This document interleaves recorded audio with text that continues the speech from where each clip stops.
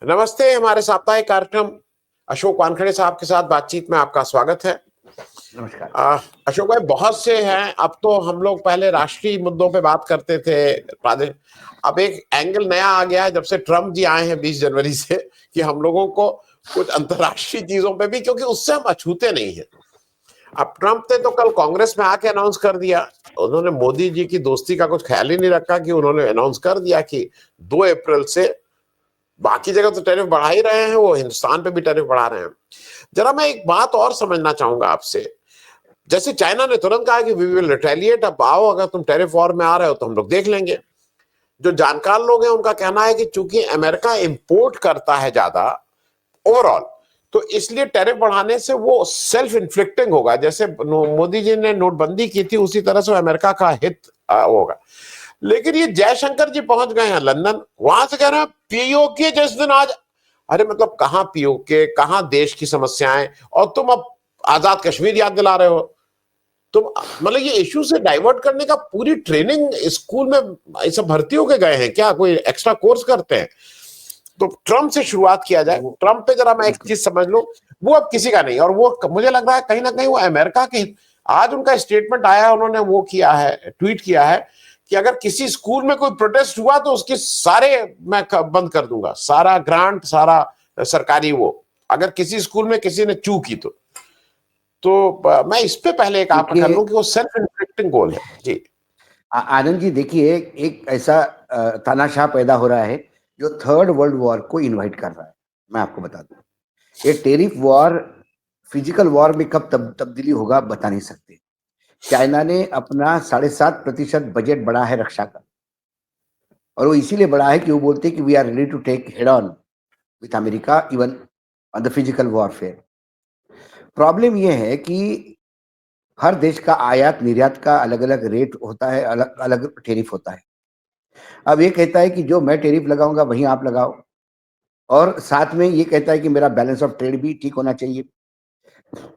इसने सबसे पहले मैक्सिको, और देखिए इनके सबसे बड़े 3 पार्टनर है, मैक्सिको सबसे बड़ा, दूसरा चाइना, और तीसरा कनाडा, जहां से सबसे ज्यादा अमेरिका इंपोर्ट करता है। अमेरिका ने उनको धमकी दी कि मैं 25% लगा दूंगा आपको। उन्होंने कहा ठीक है, आप लगा दीजिए। फिर उन्होंने विड्रॉ किया, मैक्सिको और कनाडा ने, मतलब अमेरिका ने विड्रॉ किया, और फिर किया कि नहीं अब हम लगाने जा रहे हैं उनके ऊपर, 30 दिन की मोहलत दी, अब हम लगाएंगे। तो उन्होंने कहा आप लगाओ, हम भी लगा देंगे। आप 25% लगाओ, हम भी 25% लगा देंगे। तो कनाडा से और मैक्सिको से जो सामान जाता है अमेरिका, वो महंगा होके जाएगा। अमेरिका के इकोनॉमी में इन्फ्लेशन का एक नया दौर शुरू होगा। साथ ही साथ अमेरिकन प्रोडक्ट जो वहां आएंगे, आपके कनाडा में आएंगे, या अमेरिकन प्रोडक्ट जो मैक्सिको में आएंगे, वो महंगे होके आएंगे। तो उनके लिए चाइना एक ऐसा ग्राउंड हो गया कि चाइना उनको सप्लाई करेगा, बाकी यूरोपियन देश सप्लाई करेंगे उनको। चाइना का 10% का था, उन्होंने कहा कि मैं आपको डबल कर दूंगा, चाइना ने कहा आपको हम भी डबल कर देंगे। पूरे विश्व के पटल पे एकमात्र देश है भारत जो जैसा हाथ उसको मोड़ता है वैसा मोड़ता है। जब भारत के लोगों को उन्होंने कहा, प्राइम मिनिस्टर को उन्होंने डांटा कमरे में, हमारे प्राइम मिनिस्टर कुछ नहीं बोल पाए। हमारे प्राइम मिनिस्टर ने नाराजगी व्यक्त की, उन्होंने कहा कि कोई नहीं, फ्रेंडशिप वगैरह कोई नहीं होता है, टेरिफ के मामले में मैं अमेरिका की सिर्फ देखूंगा, बाकी किसी का मतलब नहीं। ये वॉर सिर्फ आनंद भाई टेरिफ का नहीं है, ये वॉर है ट्रेड डिफिसिट और ट्रेड प्रॉफिटेबिलिटी पे। आज अमेरिका ऐसा एक हमारा पार्टनर हुआ करता था जहां हम ट्रेड डिफिसिट नहीं थे, हम ट्रेड सरप्लस थे। लेकिन अमेरिका ने अब अपने को तेल भी दे दिया, अमेरिका बोलता है गैस भी हमसे ले लो, अमेरिका बोलता है सारी चीजें हमसे ले लो। हम क्यों ले अमेरिका से? क्या पोखरान के टाइम पे अमेरिका ने सैंक्शंस नहीं लगाए थे? क्या अटल बिहारी जी की सरकार ने वो सैंक्शंस नहीं झेले थे? आज अमेरिका अलग थलग पड़ा हुआ है। कनाडा, मैक्सिको, चाइना, ये सारे लोग अमेरिका के खिलाफ, पूरा यूरोप अमेरिका के खिलाफ खड़ा हो गया है। ऐसे में यदि भारत ये कहता कि भैया आपको टेरिफ लगाना है, हम तो हमारे टेरिफ ऐसा ही लगाएंगे, आपको लगाओ, हमारा निर्यात है ही कितना आपके पास, देखते हैं हम क्या करते हैं, हम दूसरे देश ढूंढेंगे, हम आपसे आयात भी नहीं करेंगे, एक ढेले भर का नहीं लेंगे। क्या करेगा अमेरिका, क्या धमकी देगा? अमेरिका अपने को कूड़ा दे रहा है F-35, हम फ्रांस में जाएंगे, हम यूके में जाएंगे, वो अच्छा डील देंगे हमको। जर्मनी में जाएंगे, वो अच्छा डील देंगे हमको। इसके पहले फ्रांस ने हमको दे ही थे, राइफल दिए ही ना। रशिया हमारा पुराना साथी है। कुल मिलाकर ट्रंप का पागलपन इतना हावी है, उसने फिर कहा कि मैं ग्रीनलैंड को हमारे बीच में संभालूंगा। ग्रीनलैंड वालों ने कहा क्या रसगुल्ला समझ कर बैठे हो क्या? हमारा पूरा देश आप कैसे संभालोगे, अपने अंडर कैसा कर लोगे? हम इंडिपेंडेंट कंट्री है भाई, हम नहीं आपके साथ जुड़ना चाहेंगे। तो टेरिफ के मामले में भारत सरकार क्यों डरी हुई है? क्यों एलन मस्क के लिए हमने 110 से 10% पे ले आए? सवाल वो है। इस टेरिफ वॉर में भारत का 7 अरब डॉलर का नुकसान है।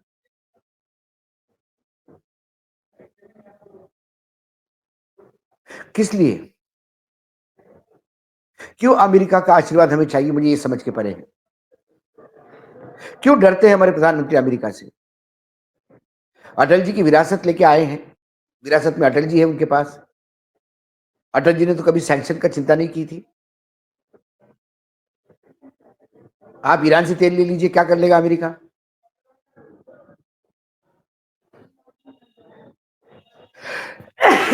वैसे उसने कई टैंकर्स बैन किए हैं, कई लॉजिस्टिक सर्विस वाली इंडियन 3 कंपनियां बैन कर रखी है, उन पे सैंक्शंस लगाए हैं।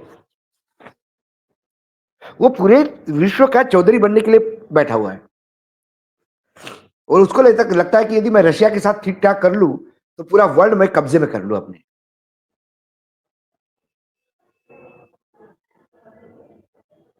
उनका डिफेंस सेक्रेटरी कहता है, मतलब डिफेंस मिनिस्टर कहता है कि हम चाइना के लिए युद्ध को लिए तैयार हैं। और ये यूक्रेन को कहते हैं कि you are inviting third world war. Who is igniting third world war? Third world war की चिंगारी कौन शुरू कर रहा है? आप कर रहे हैं। आप यूक्रेन को कह रहे हैं कि जो रशिया ने तुम्हारा जमीन जब्त कर ली, वो ऐसा कभी नहीं होता है। शांति समझौता मतलब आप अपने अपने बॉर्डर पे वापस जाइए। आप कनाडा को बोलते कि हमारे साथ आ जाइए, मैक्सिको को बोलते हमारे साथ आ जाइए, ग्रीनलैंड को बोलते मैं तो आपको लेके रहूंगा। आप यूरोप को थ्रेट करते हैं। डॉलर की सिवा किसी करेंसी में काम किया तो आप उसको थ्रेट करते हैं। टेरिफ वॉर में भारत सरकार बहुत पॉजिटिव में है, मैं बता रहा हूं आपको। 140 करोड़ का कंज्यूमर बेस है। अमेरिकन कंपनियां घुटने पे आ जाएगी यदि भारत जैसा ग्राहक उनके यहां से चले गया। भारत सरकार का काम है अपने इंडस्ट्रीज का ख्याल रखना। आज एलन मस्क यदि 10% पे गाड़ी लेके आता है तो फिर हमारे टाटा महिंद्रा ये क्या करेंगे? फिर कितना मेक इन इंडिया और स्टैंड अप इंडिया और गेट आउट इंडिया क्या हो रहा है? ये सब सिर्फ घोषणा है। प्रधानमंत्री के पीछे देश खड़ा हो जाएगा, मैं बता रहा हूं आनंद जी आपको। प्रधानमंत्री को अमेरिका के दादागिरी का जवाब दादागिरी से देना चाहिए। वो 100% लगाता है, टेरिफ लगने दो। हमारा जो अमेरिका में निर्यात जाएगा उसके लिए दूसरे देश, दूसरी यूरोप अपने को जगह देगा, क्योंकि सब अमेरिका से दुखी है।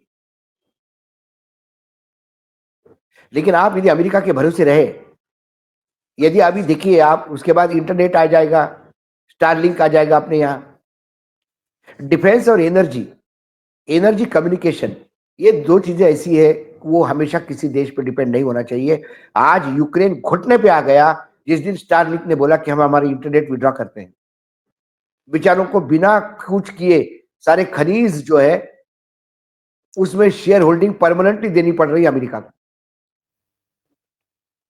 युद्ध रशिया और, मतलब कितना बड़ा दलाली ले गया है ये दलाल सेटलमेंट के नाम पे। नहीं अशोक भाई, क्योंकि वो बात हो रही है तो एक बहुत संक्षेप में, क्योंकि उस पर काफी बात हो चुकी है। और मैं जेलेंस्की की बात सिर्फ इतना बता दूं, जेलेंस्की जब वहां गया तो उसने अपने उस एक एक्शन से वो अपने देश का सबसे बड़ा लीडर हो गया। उसने यूरोपियन बिल्कुल यूनियन को एक जगह इकट्ठा कर दिया। उसमें जो ब्रिटेन है वो फ्रांस के राष्ट्रपति को बुला के, जो जर्मनी के प्रेसिडेंट इलेक्ट हैं वो सब लोग एक जगह इकट्ठा हो गए हैं। तो जेलेंस्की ने तो अपना काम एक तरह से कर दिया है, और उसने ये भी दिखा दिया है कि मैं जितना भी मेरे पास कुछ ना हो, लेकिन जब देश मैं की बात आएगी तो मैं खड़े होकर अपनी बात कह लूंगा। भारत की स्थिति यूक्रेन से बहुत अच्छी है सर। हमारे प्रधानमंत्री मोदी जी की स्थिति जेलेंस्की से बहुत अच्छी थी।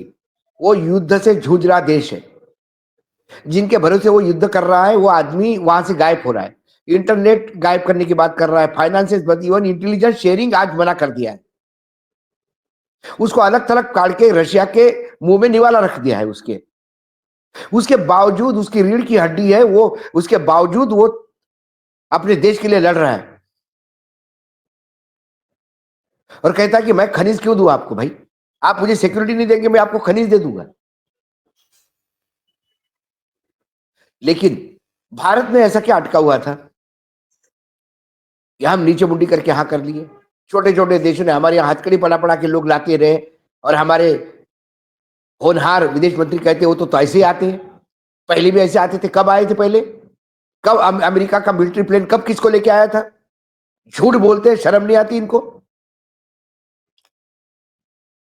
जी, जब भी इनकी वर्तमान की बात करो ये इतिहास में ले जाते हैं, और वो भी झूठ परोसते इतिहास में भी।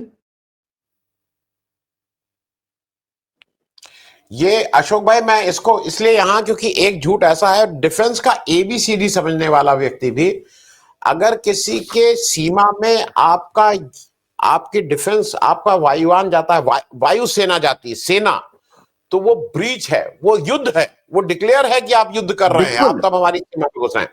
It is amount to that.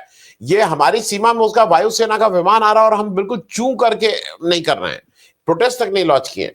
मैं अब जरा, अब क्योंकि बहुत सी चीजें हैं, लेकिन मैं उससे पहले एक जरा आपसे इसलिए समझ लूं, मेरे सारे दोस्तों में सबसे ज्यादा आप ही उस चीज को समझा पाए। ये महाराष्ट्र में क्या हो रहा है? औरंगजेब की कहा की बात कहा, उसने कुछ कहा भी नहीं। अब फडणवीस कह रहे हैं उनको मैं गिरफ्तार करूंगा, यहाँ हमारे योगी जी कह रहे हैं भेज दो उसको यहाँ। तो मतलब कह नहीं रहे हैं, जिसका तात्पर्य है कि उसको वही ठिकाने लगा दूंगा। ये क्या दो चीजें हुआ है? महाराष्ट्र में एक छावा करके पिक्चर रिलीज हुई, पूरे देश में रिलीज। ठीक है। वो छत्रपति संभाजी महाराज पे है। छत्रपति संभाजी महाराज का जिस क्रूरता से हत्या हुई औरंगजेब ने की, उसका सानी कोई नहीं। बहुत ही घृणास्पद। औरंगजेब 28 साल दक्कन में पड़ा रहा मराठों को जीतने के लिए, नहीं जीत पाया। अल्टीमेटली दक्कन में ही उसके प्राण चले गए। जी। उस पिक्चर में एक डायलॉग है, मैं आपको बता दूं। उस पिक्चर में एक डायलॉग है कि वो बोलता है, साहब दक्कन से एक अच्छी खबर है, अब आपका पूरे भारत पर अब मुगलों का पूरे भारत पर परचम लहराएगा, क्योंकि मराठों का राजा शिवा भोसले का इंतकाल हो गया। पूरा दरबार कहता है बधाई हो, बधाई हो। और औरंगजेब ऐसा ऊपर देखता है और बोलता है, ये मेरे खुदा, जन्नत के दरवाजे खोल के रखना, मराठों का शेर आ रहा है। अब औरंगजेब की इस बात को आप क्या कहेंगे, मुझे बताइए। उसके बाद वो बोलता है जश्न मनाओ, लेकिन वो कहता है कि मेरे खुदा, जन्नत के दरवाजे खोल के रखना, दक्कन का शेर आ रहा है। तो औरंगजेब ने भी छत्रपति शिवाजी महाराज का लोहा माना था। एक शहंशाह करके मराठी की बहुत बड़ी कादंबरी है, कथानक है। ये वो ड्रामेटाइज होके होता है, लेकिन बहुत सारी फैक्ट्स को ड्रामे के साथ परोसा जाता है। उसमें कई ऐसी चीजें दिखाई दी है कि औरंगजेब का एक दूसरा पहलू है जीवन का। औरंगजेब ने कई मंदिर तोड़े होंगे तो कई मंदिरों को दान भी दिया। इसी परिप्रेक्ष्य में यदि कुछ कोई कहता है तो आपने औरंगजेब को अच्छा कैसा कह दिया, उसने ये तो नहीं कहा कि संभाजी महाराज की हत्या की इसलिए औरंगजेब अच्छा है। आदमी का दो तरह से आकलन होता है। औरंगजेब को पूरा महाराष्ट्र मराठा कभी इस देश का जो भी देश प्रेमी होगा वो कभी माफ नहीं करेगा, वो अपनी जगह पे। लेकिन औरंगजेब के जीवन पे कोई एक आध ऐसा पहलू हो, वो किसी ने बोला, उसको लगता होगा तो उसने बोला, उसमें आपको इतनी नाराज होने की क्या बात है? उसने आपको तो नहीं कहा कि औरंगजेब को भारत रत्न दो, उसने ये तो नहीं कहा कि औरंगजेब के कब्र पे भी कोई बड़ा मंदिर या बड़ी मस्जिद बना के वहां कोई आयोजन चालू करो, ऐसा तो कभी नहीं कहा। जैसा सुधांशु द्विवेदी ने कहा था, सावरकर ने माफी मांगी तो छत्रपति शिवाजी ने भी माफी मांगी थी। तो भाई मुगलों से शिवाजी ने माफी मांगी ऐसा बोल के तो आपने शिवाजी की वजह से भी जितना अपमान करना था वैसा कर दिया। लेकिन मैं आदरणीय अरुण शौरी जी को सुन रहा था किसी इंटरव्यू में अभी, उनकी लेटेस्ट एक किताब सावरकर पे आई है जो बहुत सारी फैक्ट्स बताते हैं और वेल रिसर्च किताब है वो। उसके उसमें अनुशंसा से जब उनका कोई साक्षात्कार ले रहा था तब उनको कहा था कि भाई शिवाजी ने भी माफी मांगी थी और सावरकर ने भी माफी मांगी थी। उन्हें कहा था शिवाजी ने भी माफी मांगी होगी तो उसका कुछ अलग कारण था। जब मुगलों ने हमला किया, राजा जयसिंह आ गया, तो छत्रपति शिवाजी महाराज को यही समझ में आ गया था कि राजा जयसिंह आ गया है, बहुत मुश्किल होगी लड़ाई लड़ना अभी वर्तमान में। तो टेक्निकली उन्होंने कहा कि अरे भाई मैं तो आपका दोस्त, आपकी मैं माफी मांगता हूं, आप नाराज हो गए तो आप क्या चाहते हो, औरंगजेब का मैं सरदार बनूं, मैं बनने को तैयार हूं। उनने अपने करीब करीब 30-35 किले मुगलों के हवाले कर दिए। वो इसलिए कि वो चाहते थे कि वहां से वो मुगल वापस जाए। फिर उन्होंने कहा कि आप आगरा आइए, दरबार में आपका सम्मान करके आपको मनसबदारी दिलवाएंगे। शिवाजी अपने बेटे के साथ दरबार गए और फिर जो आगरा से पलायन हुआ वो सारा देश जानता है। लेकिन शिवाजी ने कभी मुगलों के खिलाफ लड़ाई छोड़ी नहीं, मरते दम तक। जैसे ही जयसिंह वापस चले गए सारे के सारे किले वापस ले लिए, सूरत लूटी। मुगलों के लिए इतना परेशान करके रखा कि आखिर सब शिवाजी की मृत्यु के बाद भी मराठे फैल ही रहे हैं। तो अब उनने कहा कि नहीं, आप कुछ नहीं होगा, आप दक्कन में हम खुद जाएंगे। और 7 लाख की फौज लेकर दक्कन में आया। 28 साल रहा औरंगजेब। औरंगजेब की मृत्यु हो गई, मुगलों का खजाना खाली हो गया, फौज में बगावत हो गई, पूरा मुगल साम्राज्य टूट गया। हर लोग अपने अपने, और उसके बाद मुगल कभी उस लेवल पे पहुंच ही नहीं पाए। और उसके बाद तो मुगल मराठों के भरोसे रहे दिल्ली के गद्दी पे। ये इतिहास है, कोई मनगढ़ंत नहीं है। जी। अब तो मैं आप अशोक, उस इतिहास को आप ये कहोगे कि भाई, और सावरकर ने क्या किया, माफी मांगी तो सावरकर ने जीवन भर वो उठाई। अशोक भाई, मैं इसी पे 1 मिनट आपसे ये प्रश्न पूछ लूं, क्योंकि सावरकर की बात आप कर रहे हैं। अभी पूना में सावरकर जी के जो ग्रैंडसन है, मतलब उनके जो चचा आप हैं, सत्यकी जी ने राहुल गांधी के ऊपर एक केस किया।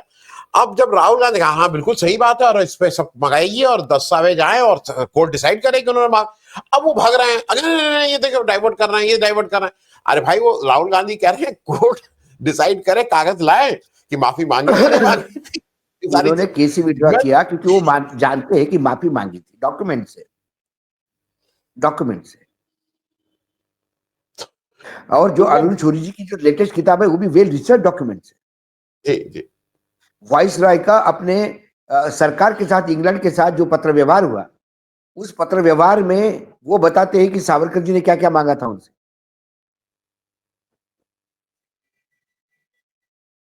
सावरकर क्या मरते क्या दम तक मांगा अंग्रेजों की और क्या क्या मिल गया, नहीं और क्या क्या मिल गया था, बहुत कुछ मिल भी गया मिल था गया उसमें से। था, मिल भी गया था। तो इसीलिए इनको जी भारत रत्न सावरकर को देने में 3 बार सोचना पड़ेगा। सावरकर मैं सावरकर कहते हैं। तो सवाल ये है कि आप छत्रपति को कैसा देखते हैं, संभाजी को कैसा देखते हैं, किस परिप्रेक्ष्य में देखते हैं। अब इनको बेसिकली क्या है, महाराष्ट्र में अभी सबसे बड़ा जो मसला चल रहा है वो बीड़ जिले का है। बीड़ जिले में एक गांव के सरपंच की, संतोष देशमुख की, जिस तरह से हत्या हुई है, मानो जैसी संभाजी महाराज की औरंगजेब ने की थी। ये नए औरंगजेब पैदा हुए हैं बीड़ जिले में। नृशंस हत्या की, और जब उसके बिल्कुल उसकी चमड़ी खोली, उसकी आंख फोड़ी, सब कुछ किया, और जब वो पानी पानी चिल्ला रहा था तो उसमें पेशाब कर दिया। ये सारे वीडियो बनाए। पूरा महाराष्ट्र आक्रोशित हुआ।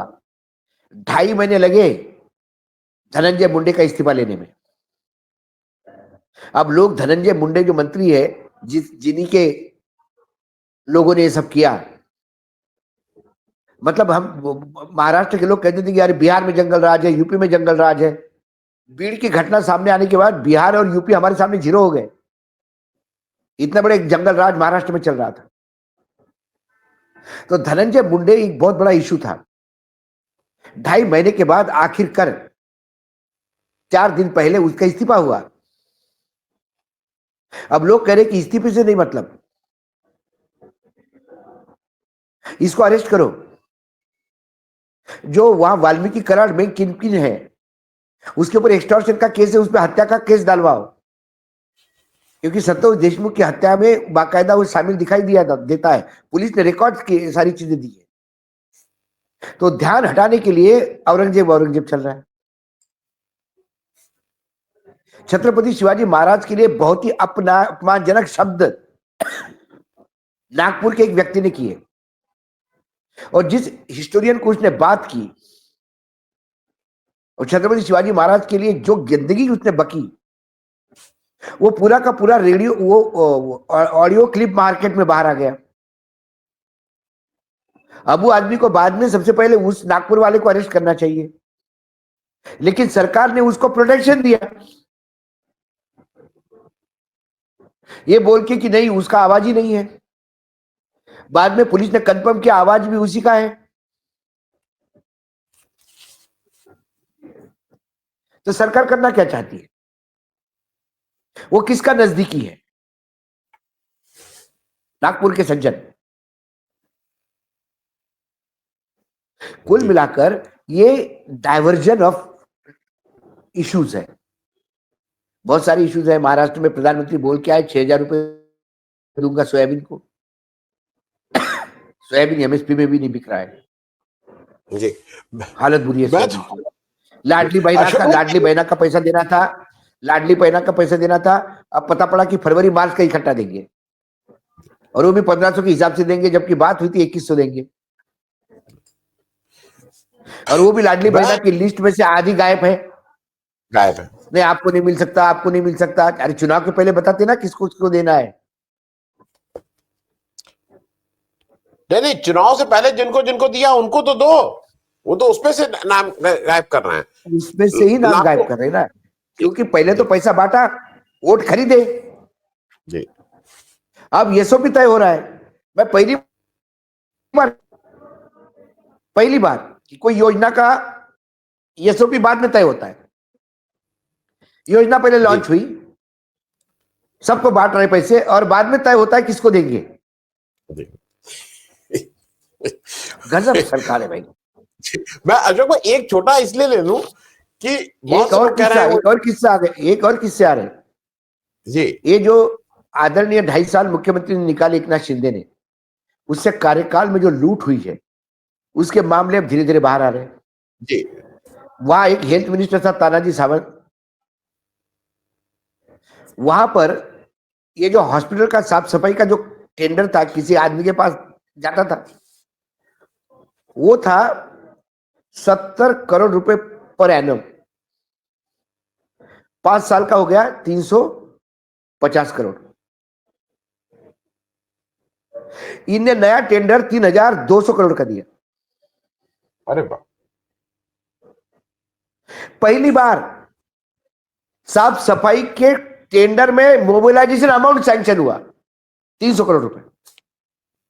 ये तो भला हुआ अधिकारियों का, क्योंकि हेल्थ में इतना पैसा ही नहीं था, और उन्होंने कहा कि अब चुनाव आ रहे, चुनाव के बाद देखेंगे, और वो पैसा बच गया। मुख्यमंत्री ने सारे टेंडर कैंसिल कर दिए।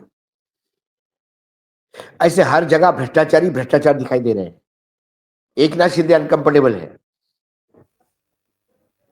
एकनाथ शिंदे के जो घनिष्ठ मित्र थे, जो उनका हम निवाला हम प्याला सब बिल्कुल सारे व्यवहार साथ में, अजय अशर वो गायब है।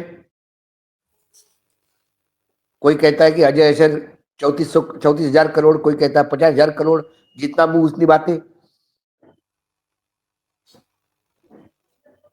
एकनाथ शिंदे उससे परेशान है। उनके मंत्रियों के किए हुए डिसीजन उल्टे हो रहे हैं। रोज भ्रष्टाचार की नई गाथाएं सामने आ रही है। व्यभिचार और भ्रष्टाचार के मामले बढ़ रहे हैं।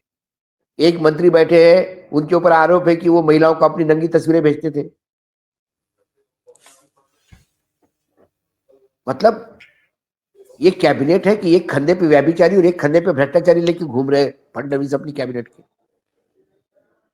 लेकिन इन तमाम चीजों को डीफोकस करने के लिए औरंगजेब, मराठा, संभाजी, ये इशू इनको सूट करते हैं। जी, मैं बस चलते चलते एक छोटा सा एक आपसे वो ले लूं क्योंकि समय हो गया है। ये बिहार में क्या हो रहा है? बिहार में तो नई नई कहानी रोज सुनने को आ रही है। अब निशांत भी उधर गए हैं, तो अभी वो कहते हैं वही मुख्यमंत्री, चाचा, वो सब चाचा भतीजा ये सब शुरू हो गया है। वो मेरे ख्याल में शिंदे जी की स्टोरी फिर अपना वहां पे दोहराई जा रही है, दोहराई जाएगी। दोहराई जाएगी। मैं बार बार कह रहा हूँ आनंद जी, अगला मुख्यमंत्री वहां बीजेपी का होगा। मैं इसलिए कह रहा हूं कि जो ममता बनर्जी लड़ रही है लॉजिस्टिकली, बीजेपी से आपको सिर्फ पॉलिटिकली लड़ना नहीं है, बीजेपी के साथ आपको लॉजिस्टिकली भी लड़ना है। मतदान सूची पे लड़ना है, मशीनों पे लड़ना है, मतदान नहीं होने देंगे लोग उसको देखना है, जैसा आपके उपचुनाव में हुआ। कई एंगल से आपको तैयारी करनी है। वो मुझे बिहार का कोई राजनीतिक दल तैयारी करते हुए दिखाई नहीं देता। सिर्फ ममता ने नकेल कस दी है कि उन्होंने बिल्कुल मतदाता सूची से लेकर सारी चीजें टाइट कर दी। आप चुनाव तो तब लड़ोगे जब तो लॉजिस्टिक आपके साथ होगा। अंपायर भी आपके खिलाफ, थर्ड अंपायर भी आपके खिलाफ, पिच भी आपके खिलाफ। आप आउट नहीं हो गए तो भी हाथ उंगली ऊपर कर देगा, आउट हो गए, आप चिल्लाते रहिए। थर्ड अंपायर को बोलिए, बोलता मैं पहले ही बोल देता है आउट हो गए। स्कोर बोर्ड भी आपके खिलाफ, स्कोर बोर्ड भी आपका। आप 6 लगा, आप छक्का मारते हो, नहीं वो लिखेगा ही नहीं कुछ लिखेगा ही नहीं कुछ। और बीजेपी वाले ने सिर्फ हवा में बदला घुमाया तो 40 लिख देगा 4 के बजाय। तो और जहां तक नीतीश कुमार की बात है, नीतीश कुमार शेर की सवारी कर बैठे। देखिए वो उतर सकते नहीं, शेर खा जाएगा, और चला नहीं सकते क्योंकि शेर अपनी मर्जी से चल रहा है। अब नीतीश कुमार के लिए it's a beginning of the end of Nitish Kumar, ऐसा मुझे लगता है। उनकी पार्टी पूर्ण रूप से हाईजैक कर ली गई है, उन्हें कोई तवज्जो नहीं दी जाती। उनके बेटे लाए राजनीति में, लेकिन बहुत देर से आए हैं। अब इतने देर के बाद क्या होगा? का एक फैक्टर ऑलरेडी वहां जुड़ा हुआ है नीतीश को डाउन करने में। जी जी जी। चलिए अशोक भाई, बहुत बहुत धन्यवाद बातचीत करने के लिए। और मेरे ख्याल में हमें सिर्फ एक ही करना चाहिए कि जो ट्रम्प जी हैं उनका हंटर तो चल ही रहा है चारों तरफ, उस पर हमें जितनी कम हमारा सुरक्षा मैं अभी भी कह रहा हूं आनंद जी, आज भी ट्रम्प के सामने सर ऊंचा करके प्रधानमंत्री ईंट का जवाब पत्थर से देंगे तो पूरा देश उनके पीछे खड़ा रहेगा। लिख लीजिए मेरे से। जी जी। जब पोखरान हुआ था तो इसी अमेरिका ने भारत पे सैंक्शंस लगाए थे और पूरा देश अटल जी के पीछे खड़ा हुआ था। जी जी। लेकिन उसके लिए अटल जी जैसा नेतृत्व चाहिए। और मैं अशोक भाई एक चीज और मैं समझता हूं, जो मैं देख रहा हूं, ये वर्ल्ड वॉर 3 कोई जरूरी नहीं है कि आमने सामने लड़ी जाए। ये ट्रेड वॉर, वर्ल्ड वॉर ही है भाई। ये trade war, data war, AI war, currency war, सारा currency war, stock market war, ये सब उसी का लार्जर वो है रूप है। बहुत बहुत धन्यवाद अशोक भाई बातचीत करने के लिए। Thank you. नमस्कार।